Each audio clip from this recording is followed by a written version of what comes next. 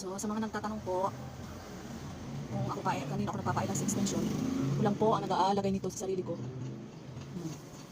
So, pakalagay niyo po, medyo ganun niyo lang ng Johnny o kaya ng tweezer.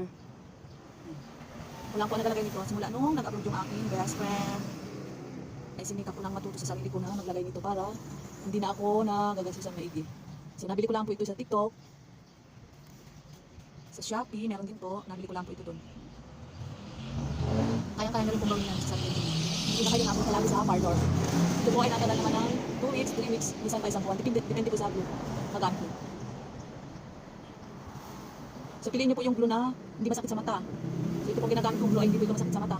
Kaya every time na nawawala siya, inaalis, natakit ko lang. So, ayan. Ako lang po ang nakalagay nito. Kaya anytime na gusto kong maglagay, pwede kong maglagay. Meron naman po nabibili din na may adhesive ng kasama, may glue na. So, ano nyo lang po pag medyo hindi dumikit agad yung ano, baguhin nyo lang. So, medyo may putik. Medyo maputik. So, ayan, ganyan lang po ang aking paglagay ng eyelash. Ayan.